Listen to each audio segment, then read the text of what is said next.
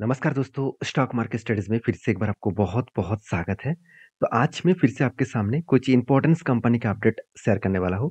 तो वीडियो को पूरा लास्ट तक देखिएगा और अभी तक अपने चैनल को सब्सक्राइब नहीं किया तो ज़रूर कर लीजिएगा।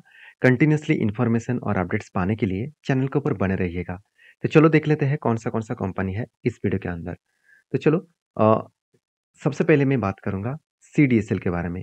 तो सीडीएसएल आप सभी जानते हैं एक ऐसी कंपनी है जिसके ऊपर हर किसी का नज़र है, हर किसी व्यक्ति इस कंपनी के ऊपर ट्रस्ट करना चाहते हैं क्योंकि सीडीएसएल के ऊपर एक काम तो वो यूनिक करते हैं, वो है डिपॉजिटरी सर्विसेज का।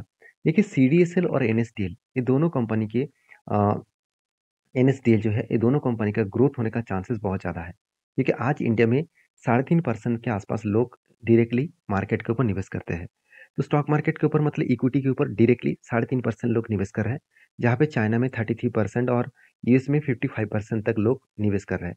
तो सोचिए इंडिया का सबसे ज़्यादा पॉपुलेशन है और एक रिपोर्ट के माध्यम से बताया जा रहा है, इंडिया में जितने यूथ है मतलब जितने 20 से 25 साल तक जो यूथ है, उसका जो टोटल पॉपुलेशन है, वो यूएस से भी इस यूएस का जो टोटल पॉपुलेशन है, उससे भी ज़्यादा है।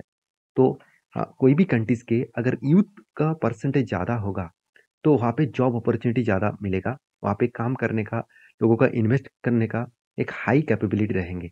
तो उस जगह को कवरेज करके आप एक चीज़ को ध्यान रखना है कि उस कंट्री का डेवलपमेंट ज़्यादा होने वाला है।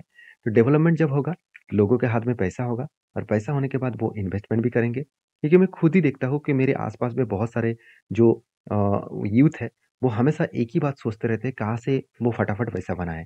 तो फटाफट पैसा बनने के चक्कर में वो पहले बहुत जगह अप्लाई करते हैं, लॉटरी काटते हैं, उसके साथ-साथ स्टॉक मार्केट में एफएनओ के ऊपर काम कर लेते हैं, फ्यूचर एंड ऑप्शंस के ऊपर और बहुत बार लॉस भी उसका होता है।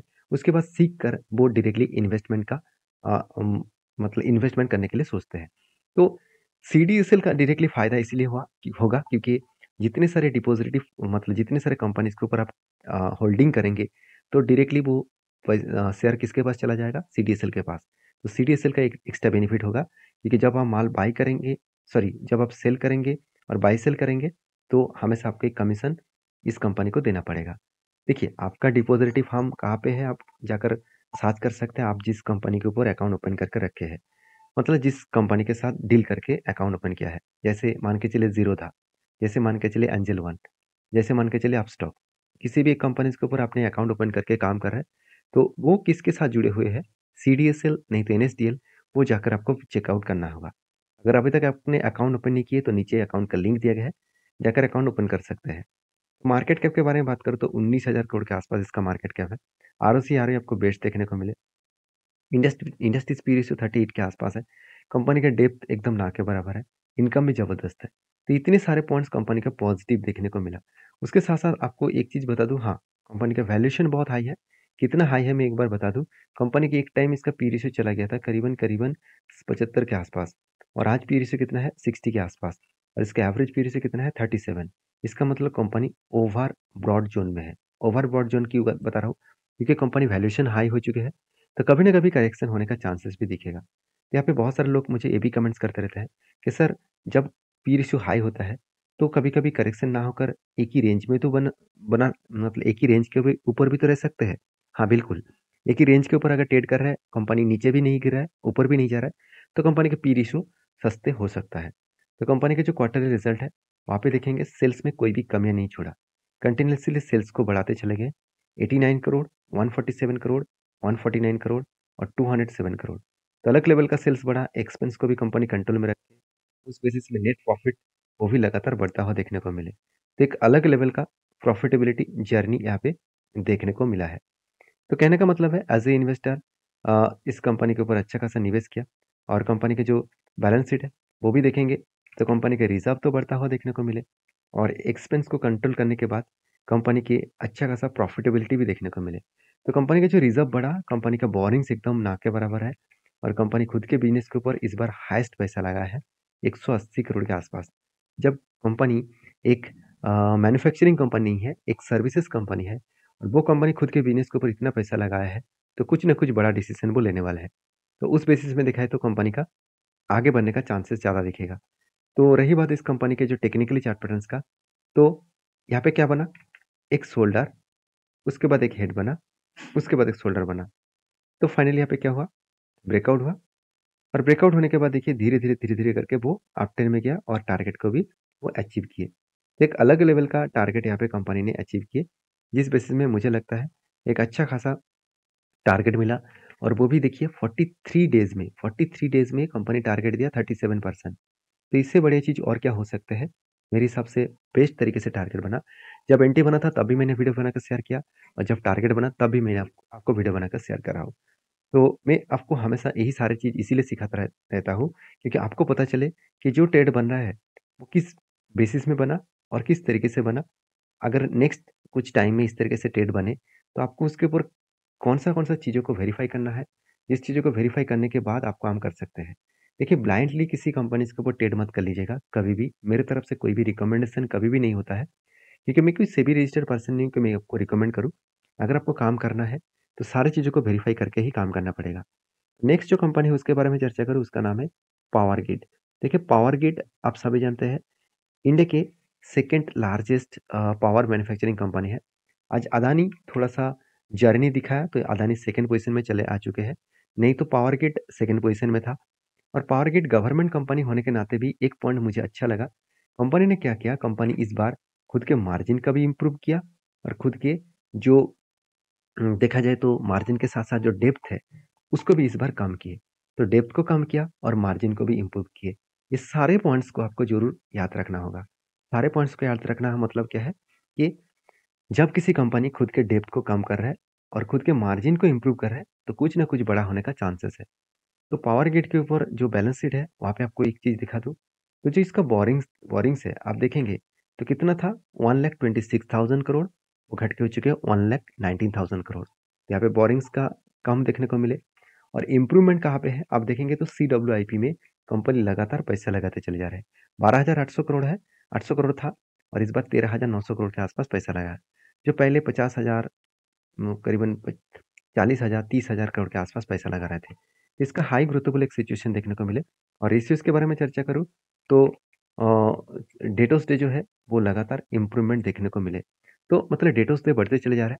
अभी इस बार एक कंपनी के ऊपर थोड़ा सा वीकनेस पॉइंट है। कंपनी के जो 40-50 दिन के अंदर अंदर डेटोस डे देखने को मिला था, वो बढ़ के हो चुके 104 दिन।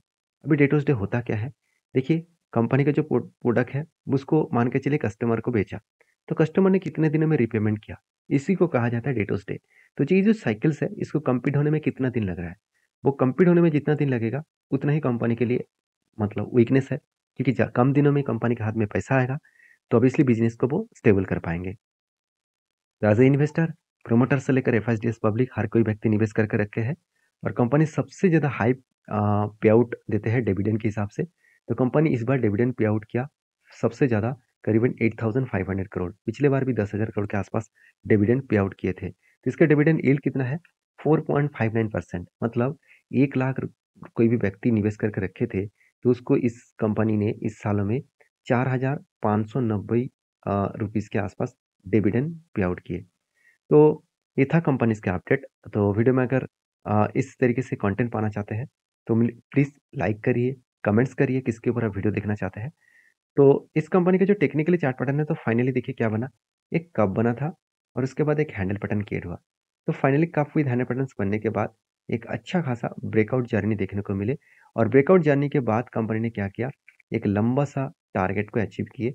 और टारगेट जो अचीव हुआ वो किस लेवल में है, कप विद हैंडल पैटर्न्स बनने के बाद यहाँ पे टारगेट जो अचीव हुआ वो करीबन 200 दिनों में 23% के आसपास टारगेट को अचीव किए। 200 दिनों में 23% का टारगेट अचीव हुआ तो कोई छोटा मोटा टारगेट नहीं है। मेरे हिसाब से एक बेस्ट टारगेट देखने को मिले। अभी इस कंपनी के बारे में आपकी क्या राय है ज़रूर कमेंट्स करना। तो नेक्स्ट जो कंपनी है उसका नाम है टाटा मोटर्स। देखिए टाटा ग्रुप की एक ट्रस्टेड कंपनी है टाटा मोटर्स। और टाटा मोटर्स के ऊपर एक ही बात कहूँगा कि कंपनी का जो टारगेट है 2025 के अंदर-अंदर इसका जो डेप्थ अभी भी 2.38% के आसपास डेप्थ ऑफ इक्विटी देखने को मिला।